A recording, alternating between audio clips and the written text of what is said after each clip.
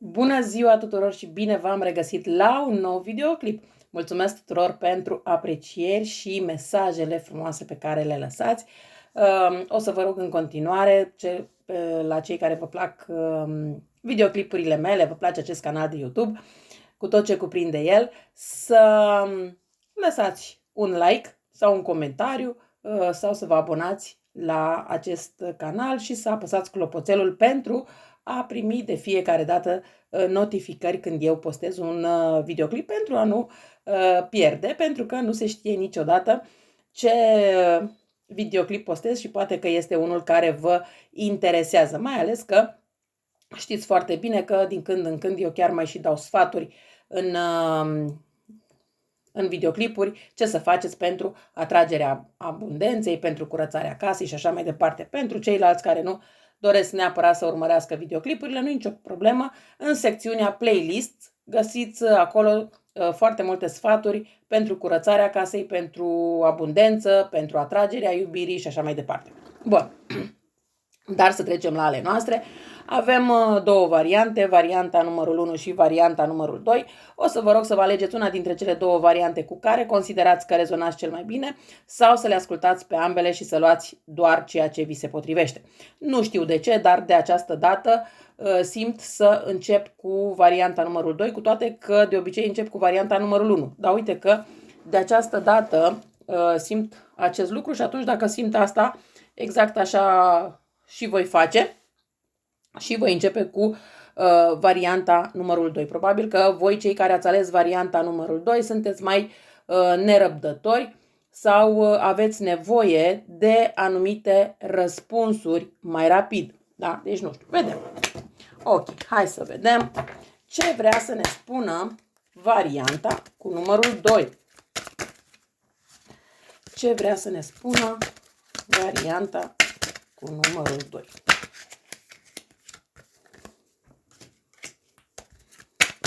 Păi, în primul rând, aici vorbim despre o familie. Wow!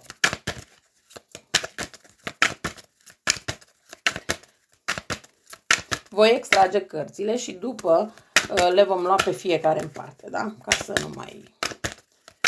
Ok.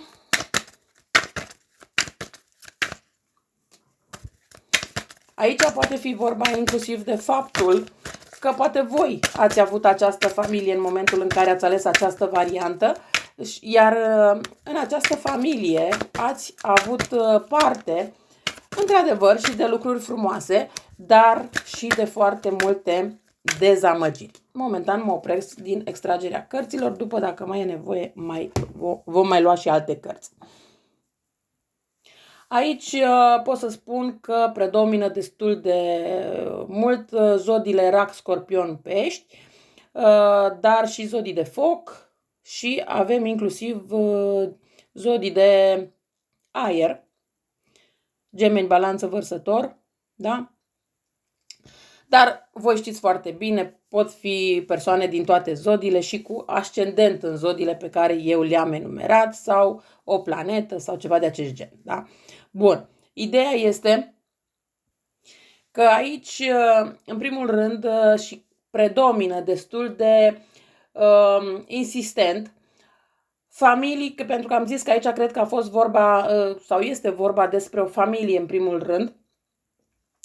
Vorbim despre persoane care sunt căsătorite. De exemplu, Gemeni cu Taur, Balanță cu Fecioară, Vărsător cu Capricorn, da? Ceva de acest gen. Dar, așa cum am spus, bineînțeles că pot fi și alte zodii, dar cu ascendent în aceste zodii pe care eu le-am enumerat. Aici pot să spun că în această familie, unul dintre parteneri este destul de justițiar. Ideea este că nu este problema de... Aici, chiar dacă am zis persoane de familie, da, din familie, chiar dacă nu sunteți căsătoriți cu acte, da, dar dacă locuiți împreună și aveți o oarecare stabilitate, tot familie puteți să vă considerați, da? Tot, sau cel puțin așa vă considerați. Bun. Pentru că aici vorbim despre o relație care a fost sau poate încă mai este destul de poate chiar nu chiar atât de stabilă pe cum a fost la un moment dat, dar totuși mergeți înainte. Ideea este că, da, ați avut destul de multe urcușuri și coborâșuri de-a lungul vieții, iar acum este această încercare prin care treceți în acest moment, este o situație care trebuia să se încheie de ceva timp. Nu cred că sunteți la prima încercare de acest gen. Cred că aici au fost poate niște lucruri care s-au repetat, dar parcă totuși ați vrut să închideți ochii, parcă totuși ați vrut să mergeți înainte în speranța că lucrurile se vor ameliora și veți putea să treceți mai ușor peste toate obstacolele care vin în calea voastră. Însă, din păcate, nu. Iar acum ați decis să luați niște hotărâri destul de drastice. Aceste hotărâri, așa, astea drastice de care spuneam, trebuia să le luați de mult timp, dar tot ați amânat. Cred că aici acest moment l-ați amânat de cel puțin minim 3 luni sau poate chiar 3 ani de zile. Însă, acum ați decis totuși să luați această hotărâre și să puneți punctul pe i. N-ar fi nimic exclus dacă aici o parte dintre voi chiar ați ales să faceți o pauză sau chiar să vă îndepărtați puțin de această, să vă detașați poate emoțional, dar nu neapărat să vă despărțiți, pentru a putea gândi lucrurile un pic la rece. Pentru a vedea exact dacă mai merită să continuați această relație sau nu mai merită. Dacă dacă continuați această relație doar de dragul copiilor sau de dragul bunurilor pe care le aveți împreună sau fiecare pe drumul lui. Voi, chiar dacă sunteți o persoană destul de simplă, dar aveți o personalitate foarte interesantă, sunteți o persoană glumeață, aici n-ar fi nimic exclus ca voi să fiți o persoană din zodie de foc. Dar nu numai, da? Sunteți o persoană destul de prietenoasă cu cei din jurul vostru și chiar vreți să le fiți aproape membrilor familiei și chiar pot spune aici că există o prietenie, dacă aveți copii, există prietenie între voi și copiii voștri. Nu cred că neapărat vă considerați mama sau tatăl copilului, ci mai degrabă prietenul sau prietena copilului.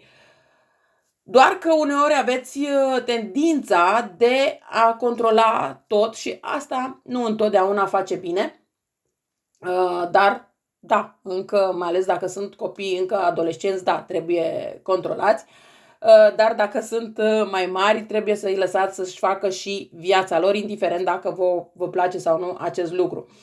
Sunteți o fire destul de ambițioase și aveți foarte multe calități de lider. Sunteți și un bun organizator și chiar o persoană destul de intuitivă.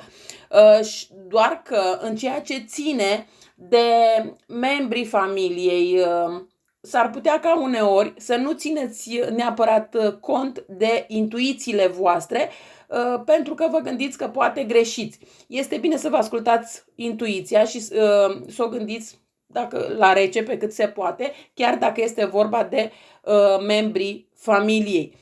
Întotdeauna când e vorba de membrii familiei, este un pic mai greu de a vedea lucrurile într-un mod diferit și dacă vine cineva din afară și vă spune, păi uite, e mai bine să faci asta sau asta în legătură cu soțul, copilul și așa mai departe, sau soția, da? Parcă vouă nu vă vine să credeți și parcă vă deranjează când o persoană din afară vă spune aceste lucruri.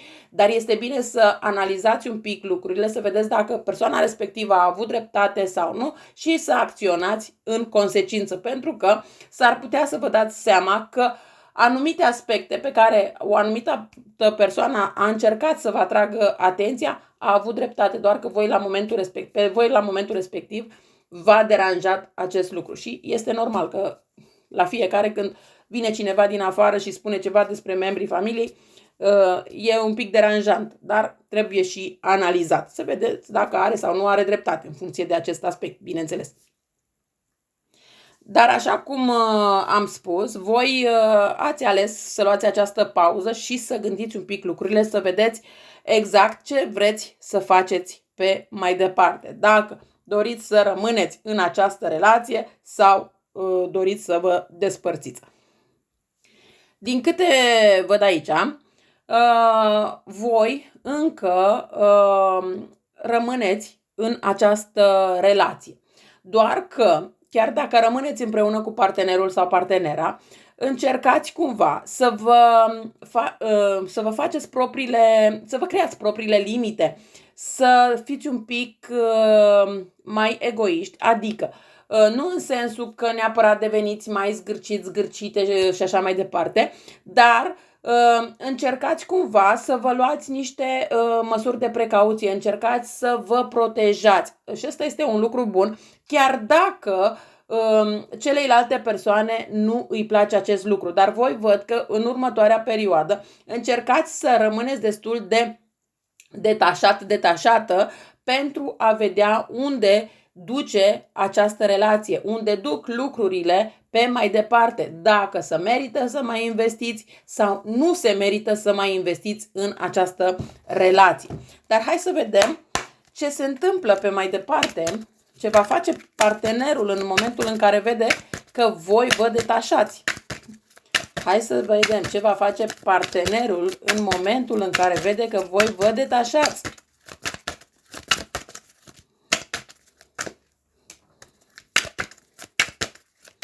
Ce va face partenerul în momentul în care vede că vă detașați.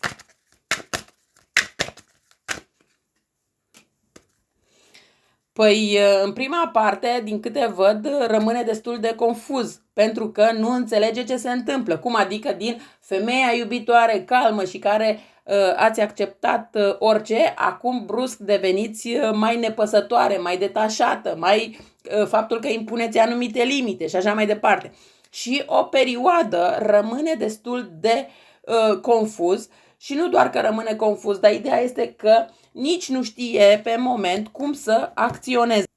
În momentul în care vede aceste lucruri, este posibil să se simtă puțin victimă și chiar să facă pe victima pentru a atrage atenția și pentru a vă face pe voi să redeveniți din nou acea femeie care, atunci când spune că îl doare capul, voi să veniți imediat cu pastila, da?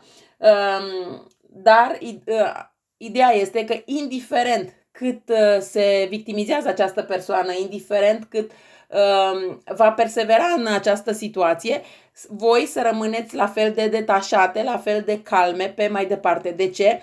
Pentru că în momentul în care această persoană o să vadă că nu vă poate îndupleca sub nicio formă, indiferent de ce spune, de ce face și așa mai departe, în momentul ăla, când voi o să vedeți și o să aveți impresia că totul s-a terminat și că nimic nu mai poate schimba situația, exact atunci, în acel moment, această persoană o să vină la voi și o să spună: hai să o luăm de la început, hai să fim din nou cum am fost la început, iar tu să fii din nou, să te porți la fel cum te-ai purtat la început, pentru că și el se va schimba. O să fie pentru voi această situație ca un șoc. De ce? Pentru că nu o să vă vină să credeți că această persoană, într-adevăr, își va dori să se schimbe.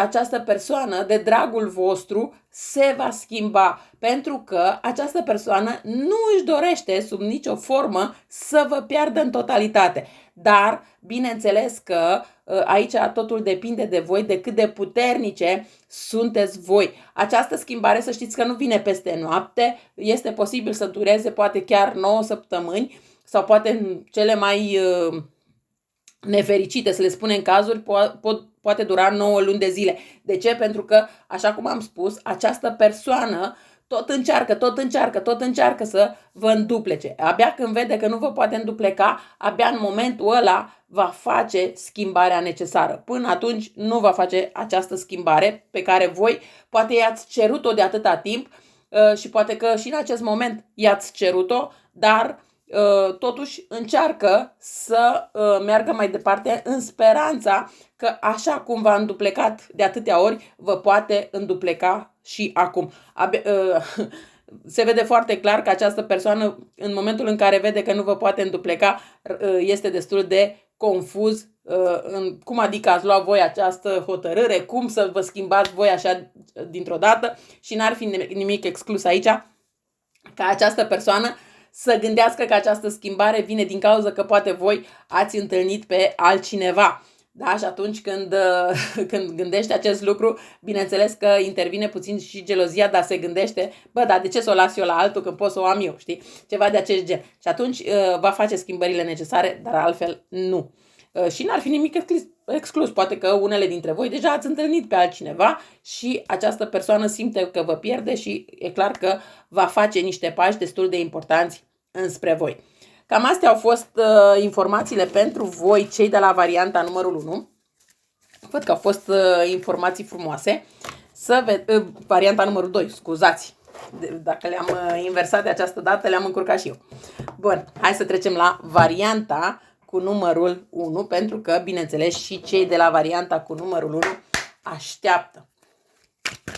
Hai să vedem ce se întâmplă la varianta numărul 1, cei care ați ales varianta numărul 1. Ce se întâmplă aici, cei care ați ales varianta numărul 1?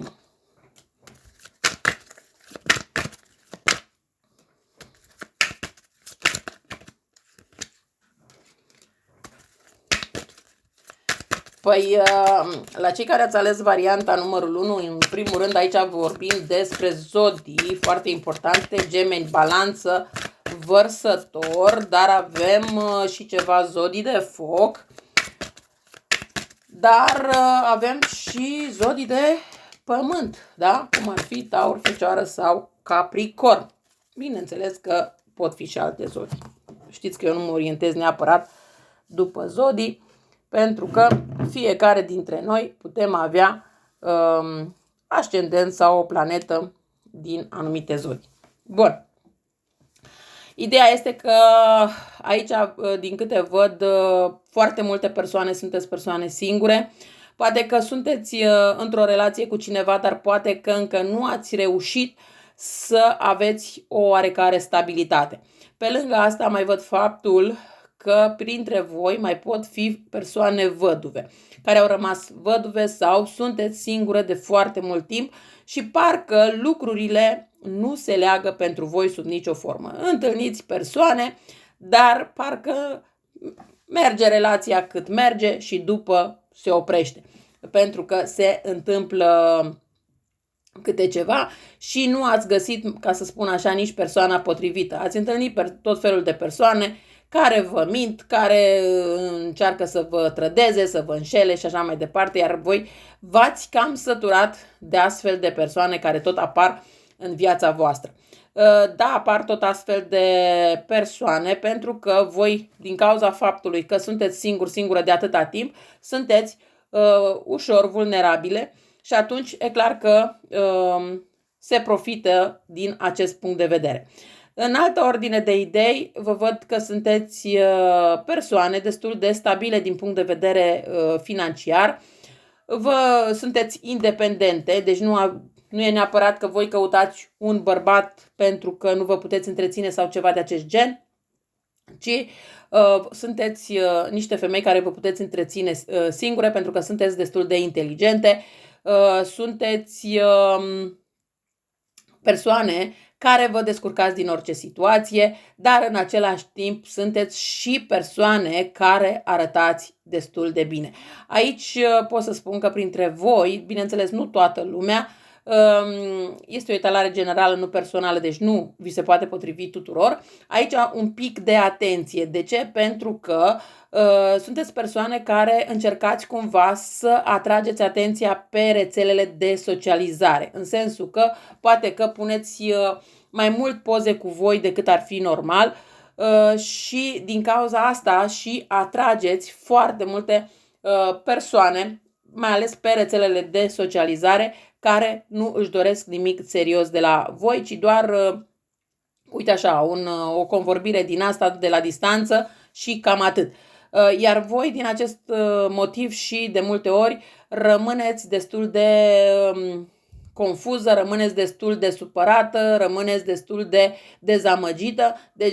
De ce? Pentru că nu înțelegeți de ce persoanele respective se poartă așa. Încercați ca pe rețelele de socializare cel puțin să nu mai atrageți atenția chiar atât de mult. Da, puteți posta poze cu voi, nimeni nu vă oprește, dar nu foarte des. De ce? Pentru că cu cât le postați mai des, cu cât le puneți mai multe filtre, mai multe, nu știu, anumite melodii, este posibil să păreți destul de vulnerabile din acest punct de vedere și atunci exact bărbații care caută doar aventuri, exact acolo se duc. Da? Deci un pic de atenție.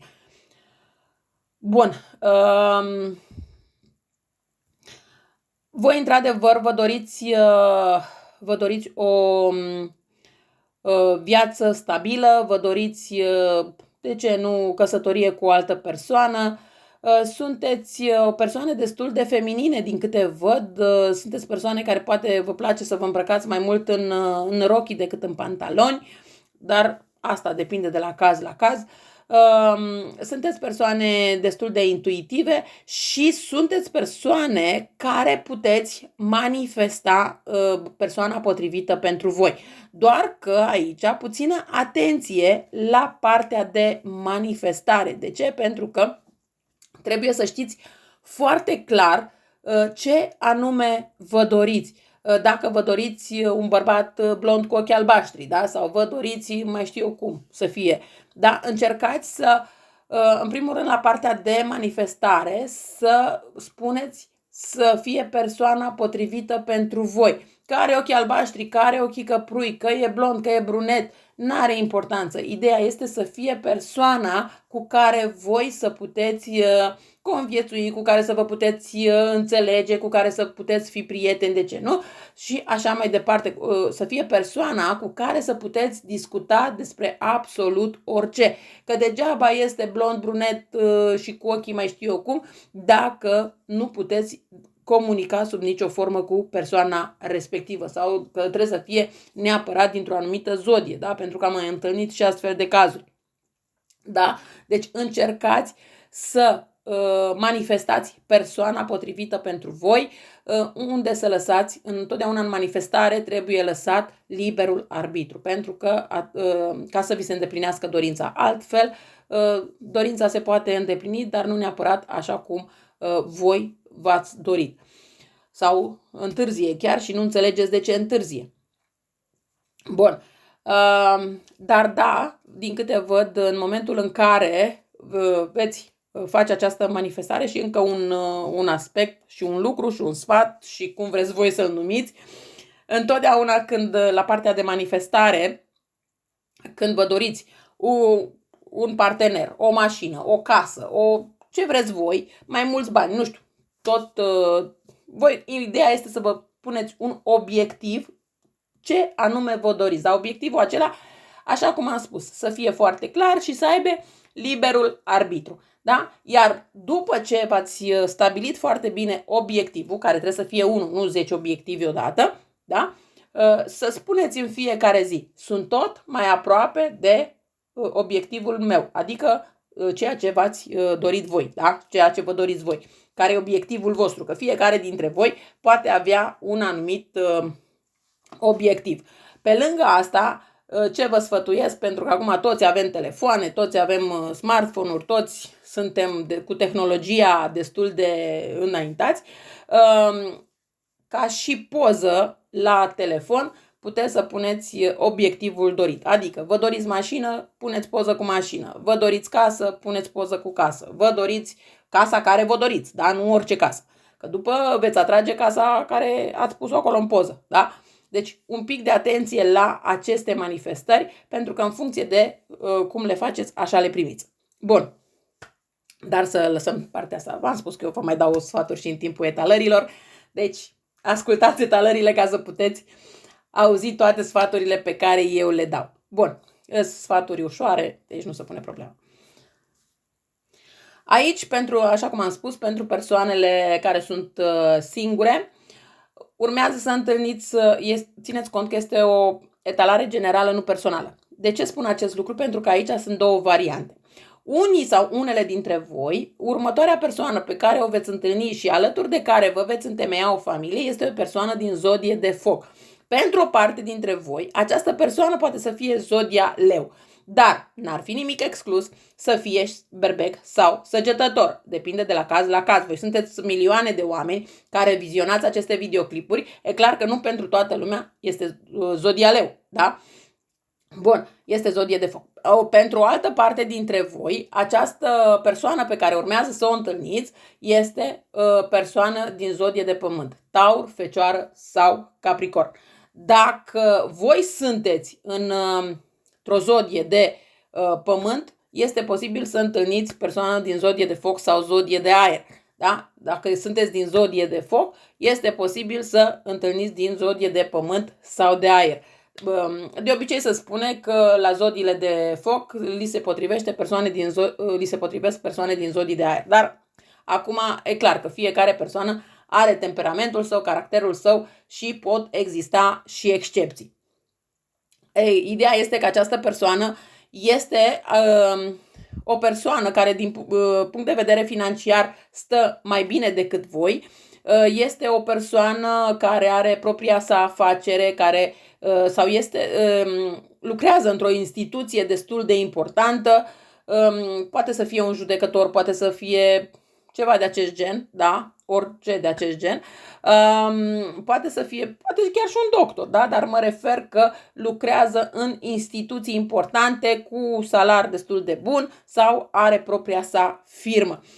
Singura problemă aici este faptul că această persoană, da, într-adevăr, vă veți înțelege cu el destul de bine, doar că are și momente de gelozie, are și momente de posesivitate, are și momente de control. Da? Lucruri care uneori vă deranjează, alteori vă plac. De ce? Pentru că uneori are aceste părți, chiar dacă sunt negative, sunt constructive și voi le înțelegeți în momentul în care sunt constructive. E clar că nu vă place când sunt destructive și este normal, dar discutând cu această persoană reușiți să ajungeți la un compromis. Din câte văd, chiar veți avea o relație destul de lungă durată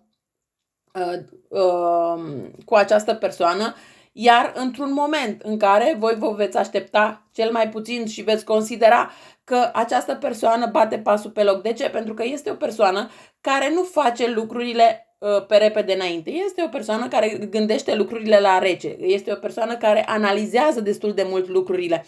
Este o persoană care înainte de a face anumiți pași în privința stabilității, vă analizează din toate punctele de vedere și abia după face pasul important. Într-un moment în care voi veți considera că această persoană nu o să mai facă niciodată pasul, că nu o să mai vină la voi cu stabilitate, că nu o să vă ofere siguranță și așa mai departe, tocmai în acel moment această persoană o să facă acest pas și o să fie ceva de genul wow, totuși a făcut pasul, este adevărat sau nu este adevărat. Parcă nu vă vine să credeți că totuși această persoană își dorește să formeze o familie cu voi, că își dorește să aibă această stabilitate cu voi și așa mai departe.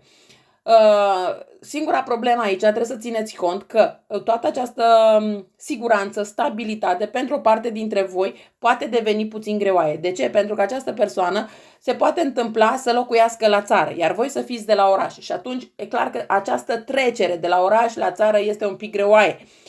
Sau să trebuiască să vă mutați dintr-un oraș într-altul. La fel, situația pentru voi să devină un pic stresantă. Dar ideea este că este o situație peste care puteți să treceți, nu este ceva care să vă dea foarte multe bătăi de cap. Dar orice nou început e un pic mai greoi, indiferent dacă vorbim despre o stabilitate în relație sau despre un loc de muncă sau despre orice altceva. Și când schimbăm ceva prin casă, da?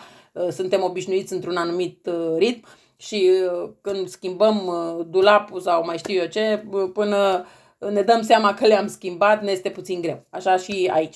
Dar ideea este că totuși, uite că vă găsiți persoana potrivită, vă găsiți persoana alături de care să îmbătrâniți, chiar dacă până acum ați întâlnit tot felul de persoane care nu au fost potrivite cu voi.